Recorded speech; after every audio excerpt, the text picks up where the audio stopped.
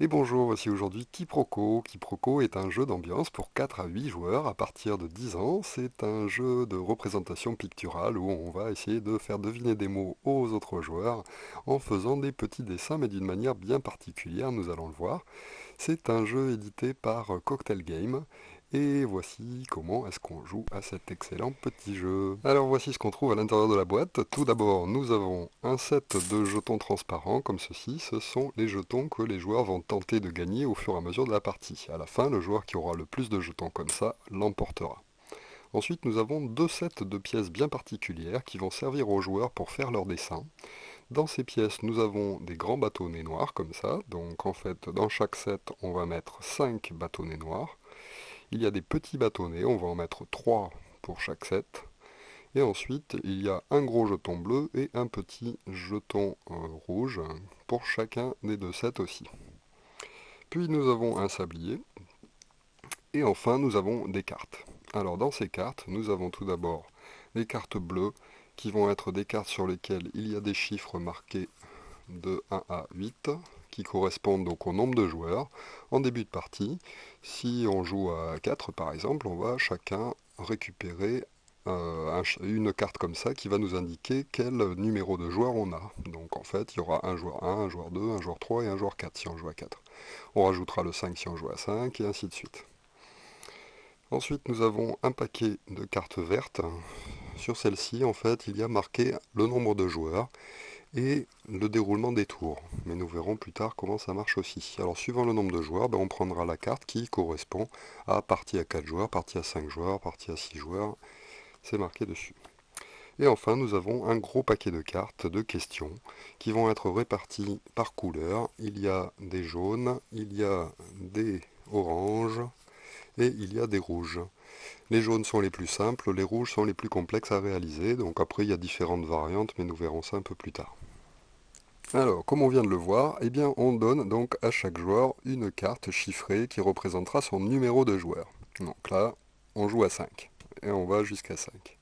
Et ensuite, on va prendre la carte qui correspond, la carte verte qui correspond au nombre de joueurs. Alors, on prend donc la carte partie à 5 joueurs sur laquelle il y a des lignes qui présentent les différentes équipes qui seront formées au fur et à mesure de la partie. Effectivement, dans Quiproquo, vous allez devoir faire deviner des mots aux autres joueurs, mais en équipe de 2 joueurs.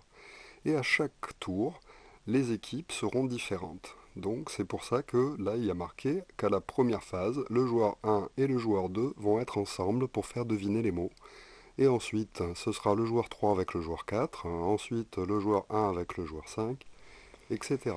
Donc nous allons commencer par bien mélanger le paquet de cartes mots, et ensuite le joueur 1 et le joueur 2 vont chacun prendre le set correspondant en fait, donc ils ont exactement les mêmes jetons comme nous l'avons vu au début, avec 5 grands, 3 petits, et ensuite 2 billes.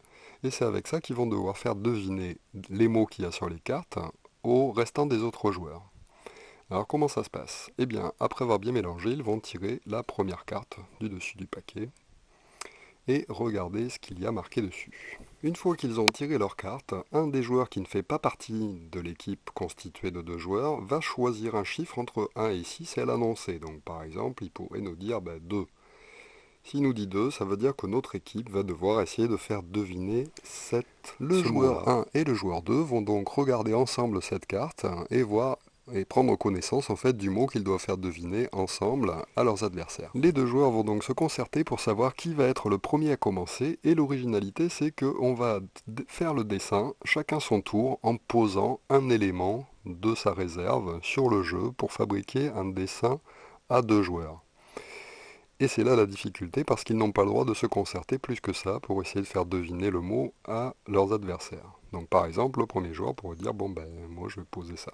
Parce qu'il se dit je vais essayer de faire une main comme ça. Et puis ça l'autre joueur. Donc l'autre joueur lui se dit bah tiens moi je pars sur l'idée que c'est un bonhomme. Donc en fait je mets plutôt une tête comme ça. Donc c'est à l'autre joueur qui se dit oulala, qu'est-ce qu'il nous fait? On va mettre un deuxième doigt à notre main. Et puis on repasse à l'autre joueur qui dit mais qu'est-ce qu'il fabrique? Donc je vais essayer de faire ça. Et puis on repasse à l'autre joueur qui décide de continuer sa main et donc qui fait ça en se disant mais qu'est-ce que fait l'autre? Et puis le premier va nous refaire ça. va enfin comprendre que l'autre a essayé de dessiner une main, donc il peut faire ça. Et puis on repasse à l'autre qui peut décider de faire ceci. Et ainsi de suite, en fait, ils vont continuer à avancer jusqu'à ce qu'un joueur décide de dire stop, hein. Donc là, s'ils arrivaient à se mettre d'accord ensemble pour enfin réussir à faire quelque chose comme ça, ils auraient peut-être réussi à constituer à peu près une main. Donc, il continue jusqu'à ce qu'un joueur qui est en face d'eux, en fait, devine le mot et l'annonce. Une fois qu'un bâtonnet a été posé sur le jeu, ou une bille a été posée sur le jeu, il est interdit de le rebouger. Donc, si c'est à nouveau à soi de jouer et que son partenaire a posé un bâton n'importe où, on ne peut pas le bouger et le changer de place. De plus, on est limité par rapport au nombre de bâtonnets et de billes que l'on a devant soi. On n'a jamais le droit de prendre un bâton de son partenaire pour le mettre en jeu. Donc voilà, on va jouer ainsi de suite jusqu'à ce qu'un des deux joueurs en fait annonce ce stop. Et s'il y en a un qui annonce ce stop, l'autre joueur a le droit de rajouter un dernier bâtonnet et c'est fini. Maintenant, il faut que les autres joueurs arrivent à deviner. Ils auront peut-être deviné aussi avant. Alors, tout ça va se jouer pendant le temps d'un sablier. Donc, au moment où ils découvrent leur carte, on va retourner le sablier et ils devront faire deviner le mot dans le temps du sablier. Sinon, ça serait un peu trop simple, n'est-ce pas? Dès que le mot est trouvé par un joueur, à ce moment-là, immédiatement, on va arrêter le sablier en le posant sur le côté. Le joueur qui a deviné, donc là, imaginons que ce soit le joueur 4 qui ait dit c'est une main, et que les deux joueurs se soient arrêtés. À ce moment-là, on arrête le sablier. Le joueur qui a deviné que c'était une main gagne tout simplement un jeton.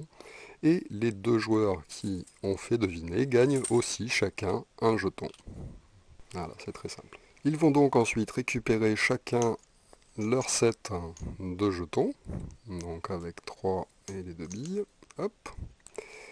Ils vont pouvoir tirer une nouvelle carte, s'il reste encore du temps dans le sablier, bien sûr, la consulter à nouveau, et ensuite relancer le sablier pour essayer de faire deviner un deuxième mot, etc.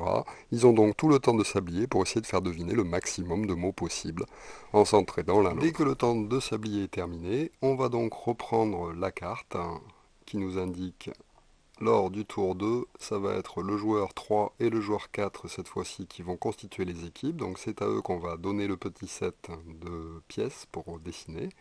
Et ça va être à eux de faire deviner de la même façon. Juste un peu pour le fun. Allez, le premier joueur commence et fait ça. Le deuxième joueur fait ça. Le premier fait ceci. Le deuxième fait cela. Et puis le premier dit stop. L'autre dit allez, je fais ça. Et c'est fini, c'était des ciseaux, bravo.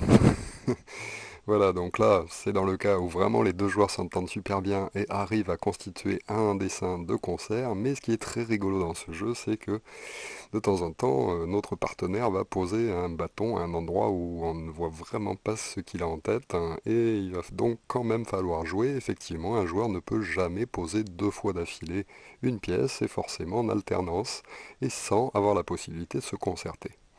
À partir du moment où un joueur a posé une pièce sur le jeu, il lui est interdit de communiquer avec son partenaire sur le mot en question et sur la façon de le faire. Autre précision, il est interdit de passer les mots. Donc si on n'arrive pas à faire un mot, eh bien, tant pis, on est quand même obligé de continuer jusqu'à ce que les joueurs réussissent à deviner ou que le temps de sablier soit terminé. Voilà, donc les manches vont ainsi de suite s'alterner, en fait, toujours en suivant les équipes qui sont présentées sur les cartes et qui vont faire que chaque joueur va forcément se retrouver avec chacun des autres joueurs au moins une fois en équipe.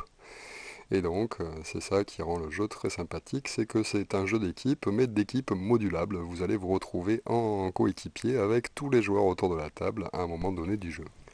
Dès qu'on a fini donc de faire toutes les lignes qu'il y a marquées sur la carte d'ordre de tour, eh bien la partie est terminée et le joueur qui a le plus de jetons devant lui remporte la partie. Et là par contre on n'est plus en équipe, c'est chacun pour soi et c'est celui qui a vraiment le plus de jetons qui a gagné, donc à la fois celui qui a fait le mieux deviner en équipe et à la fois celui qui a su deviner aussi les propositions faites par les autres joueurs. Nous avons vu qu'il y a trois couleurs de paquets de cartes. Donc en fait, il y a une variante qui vous dit que vous avez le droit de jouer qu'avec une couleur en particulier. Donc si vous voulez un jeu très simple, vous pouvez jouer avec les cartes jaunes, pour un jeu moyen avec les cartes oranges et pour un jeu dur avec les cartes rouges. Il y a une autre possibilité aussi, c'est de prendre le paquet jaune et le paquet orange, de bien mélanger ce paquet, et ensuite de mettre une carte par joueur. Donc là, si on joue à 5, eh bien on prendrait 5 cartes spéciales que l'on mélangerait avec le paquet ici, ce qui nous donnerait donc un paquet dans lequel il y a très peu de cartes rouges. À chaque fois que les joueurs arriveront à faire deviner une carte rouge, au lieu de gagner un point, ils gagneront 2 points par équipier et 2 points pour celui qui devine une carte rouge, qui sont donc un peu plus difficiles. Voilà, c'est une variante aussi qui peut être assez marrante à jouer. Voilà, peu de choses à rajouter de plus, sinon que c'est un excellent petit jeu qui est très rapide à jouer, parce qu'en fait les nombres de tours sont assez limités, donc ça va pas vous prendre une heure non plus. Et donc très sympathique à jouer en groupe, qui a envie de jouer en équipe, tout en n'étant pas vraiment en équipe. Voilà, un très bon petit jeu à essayer.